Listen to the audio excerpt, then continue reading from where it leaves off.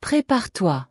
Car ce que tu t'apprêtes à ressentir n'est pas quelque chose que tout le monde peut comprendre. Cela va bien au-delà des numéros angéliques ou des applications de méditation.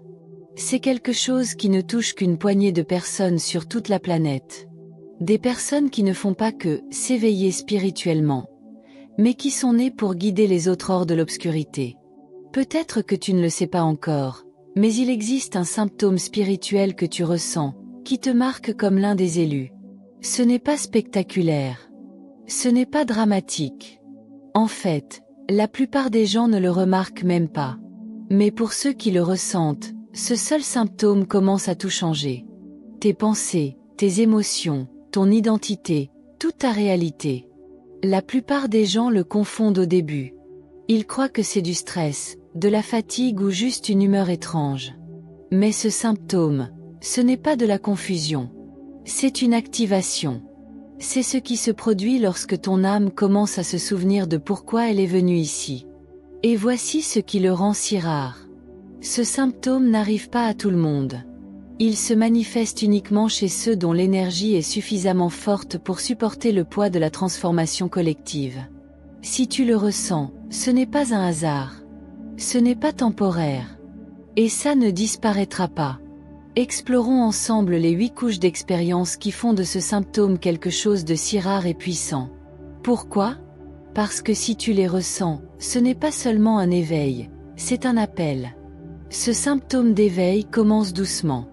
Il n'arrive pas comme le bruit de la pluie. Il s'infiltre, un jour tout à fait normal. Tu conduis vers le travail. Tu envoies un message sur ton téléphone. Tu choisis une lessive au supermarché. Et soudain, cette pensée surgit. Ce n'est plus moi. Ton travail. Tes relations. Tes objectifs. Ton identité. Tout commence à te sembler fade. Comme si tu vivais une vie qui n'a jamais vraiment été la tienne. Tu commences à te poser des questions que tu ne t'es jamais posées auparavant. Pourquoi est-ce que je me soucie de ça ? Qui m'a dit que c'était important ? Quand ai-je cessé de me sentir vivant ? Au début, tu essaies de réparer ça. Tu changes ta routine. Tu fais un voyage. Tu cherches quelque chose de stimulant. Mais le sentiment s'approfondit. Ça devient plus lourd. Un mélange énergétique entre ton être intérieur et ta vie extérieure.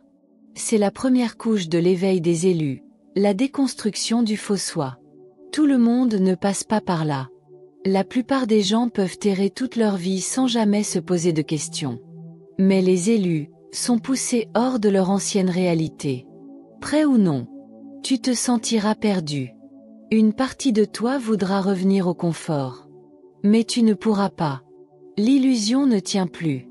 Et même si tu essaies de revenir en arrière, les portes sont fermées. Car ce n'est pas juste un changement. C'est un départ. Tu laisses derrière toi une version entière de qui tu étais. Et une fois que ce processus commence, tu ne peux plus redevenir celui que tu étais avant. Après la première déconnexion avec ton environnement, arrive la deuxième vague. Tes relations commencent à changer. Les gens que tu considérais proches te semblent soudainement éloignés. Les conversations deviennent ennuyeuses. Le rythme entre vous change. Tu peux être assis à côté de quelqu'un que tu connais depuis des années, et soudain, sentir que vous parlez 2 langues différentes. Pas parce que tu es meilleur qu'eux, mais parce que ton énergie s'élève vers une fréquence plus élevée. Et là l'heure ne suit pas. Ce décalage crée des frictions. Tu remarqueras des interactions étranges. Des amis qui s'éloignent.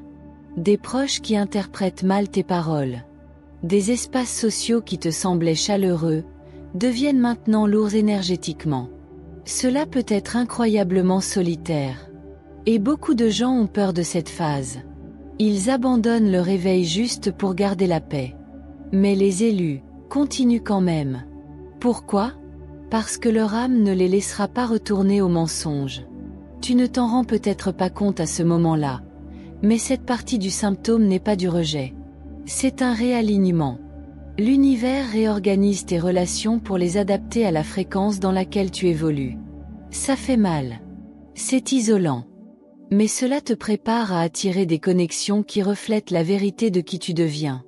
pas de qui tu étais. Soudain, le monde devient trop bruyant, trop lumineux, trop inconfortable. Les environnements que tu supportais avant, lieux bondés, événements sociaux, espaces très stimulants, commencent à t'épuiser rapidement. Ce n'est pas de l'anxiété sociale. C'est de la sensibilité énergétique. Ton système ne tolère plus ce qu'il absorbait inconsciemment autrefois. Tes capteurs deviennent plus affinés. Tu commences à sentir les intentions des gens, leur stress, leur énergie. Tu peux ressentir le besoin de plus de solitude, de plus de nature, de plus de silence. Pas par peur, mais par nécessité. Ton corps réclame une réinitialisation. Tu peux devenir sensible à la nourriture, à la technologie ou à des sons que tu ignorais auparavant. Cela peut être déroutant et inconfortable, mais ce n'est pas une faiblesse. C'est un signe que ton champ énergétique se purifie pour une mission plus élevée. Les élus ne se contentent pas de voir le monde. Ils le ressentent. Et ce n'est pas facile, dans une société construite sur la stimulation émotionnelle et sensorielle. Cette phase t'oblige à poser des limites, à choisir où tu mets ton énergie, à comprendre que te protéger n'est pas de l'isolement. C'est de la préparation. Tu apprends à ressentir ce que les autres ignorent. Et cette sensibilité n'est pas une faiblesse. C'est ton nouveau champ. Quand ton éveil spirituel s'approfondit, quelque chose d'étrange se produit. La fin de prouver qui tu es commence à disparaître. Tu peux toujours réussir. Tu peux toujours avoir des objectifs. Mais le besoin de dominer, de surpasser les autres, d'être le meilleur, commence à se dissoudre. Au début, tu pourrais croire que tu perds ton ambition. Mais ce n'est pas le cas. Tu remplaces simplement la compétition par la mission. Tu ne veux plus gravir des échelles qui ne mènent nulle part. Ton ego peut encore vouloir des applaudissements. Mais à la place, naît un désir de servir, de créer, d'exprimer sans chercher de validation. Ici, les élus commencent vraiment à se différencier des autres. Alors que beaucoup recherchent la visibilité, tu cherches l'impact. Alors que d'autres cherchent le contrôle, tu cherches l'alignement. Tu réalises que ta valeur n'a jamais été dans ton CV, tes abonnés ou ton salaire. Ton cœur ne veut pas gagner. Il veut s'éveiller. Et une fois que ce désir devient ton étoile polaire, tu arrêtes de lutter pour trouver ta place dans des systèmes auxquels tu ne crois plus. À la place, tu commences à construire ce que d'autres n'ont même pas encore imaginé. Tu remarques cela dans de petits moments. Tu regardes l'horloge et tu réalises qu'une heure s'est écoulée, alors que tu pensais que c'était 5 minutes. Ou l'inverse. Juste un instant, mais il semble durer des heures dans ton esprit. Ce n'est pas un manque de concentration. Ce n'est pas de la distraction. C'est le résultat d'une conscience éveillée qui n'est plus ancrée dans le temps linéaire. Beaucoup vivent selon le temps, routine, facture, horaire. Mais lorsque tu commences à t'éveiller spirituellement en tant qu'élu, ta perception du temps change complètement. Pourquoi ? Parce que ta conscience commence à s'aligner si profondément avec le moment présent, que le passé et le futur perdent leur pouvoir sur toi. Tu commences à sentir que tout arrive en même temps. Ton intuition devient plus forte que tes plans. Cette période de ta vie n'est pas faite pour contrôler. Elle est faite pour s'aligner. Tu pourras trouver plus difficile de t'accrocher à des routines rigides ou de rester motivé par des objectifs à long terme qui autrefois te stimulaient. Ce n'est pas un manque de discipline. C'est ta boussole intérieure qui passe du calendrier à la fréquence du flux. Tu apprends à faire confiance à tes signaux internes plus qu'aux dates. Tu remarques des synchronicités.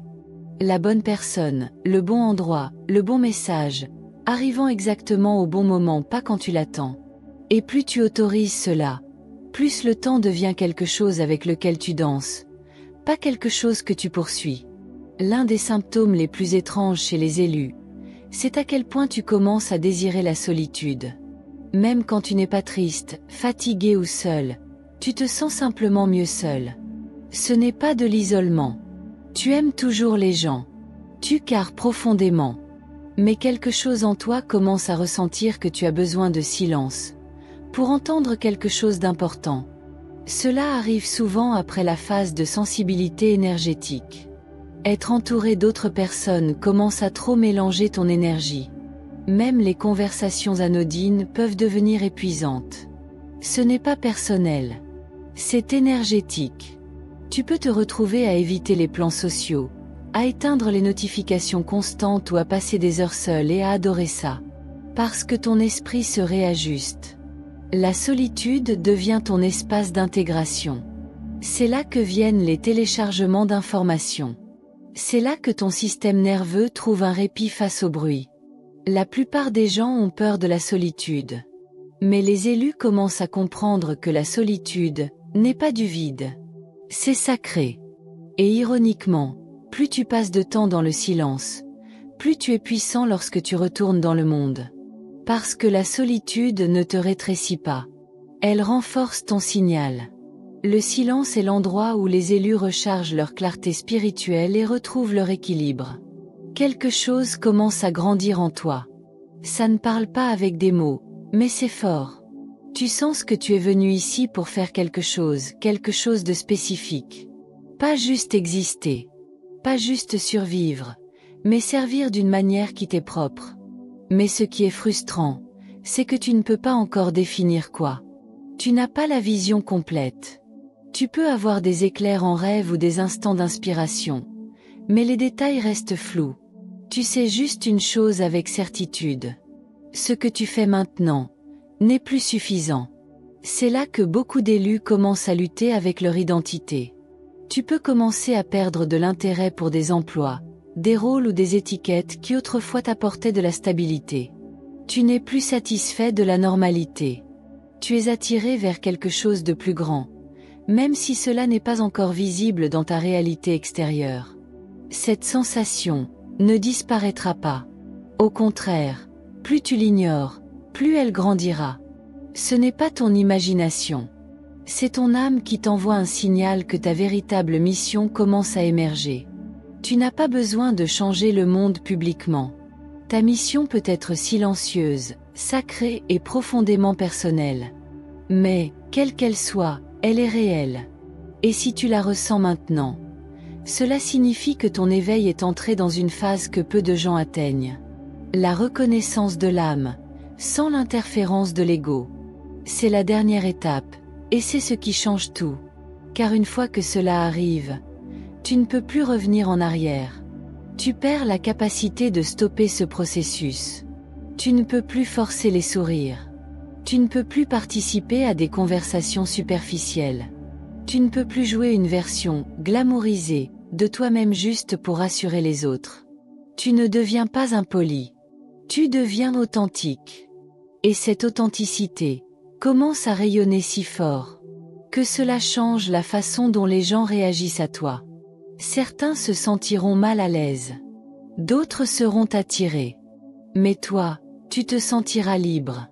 C'est le symptôme le plus profond de l'éveil des élus. Le retour à la vérité. Tu ne te conformes plus aux attentes.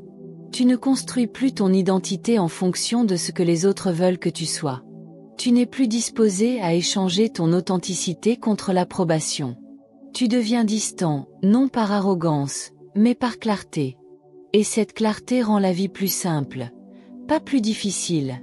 Les décisions deviennent plus faciles. Les limites deviennent plus nettes. Tu ne t'excuses plus pour ta présence. Car une fois que tu te souviens de qui tu es, tu cesses de jouer celui que tu n'es pas.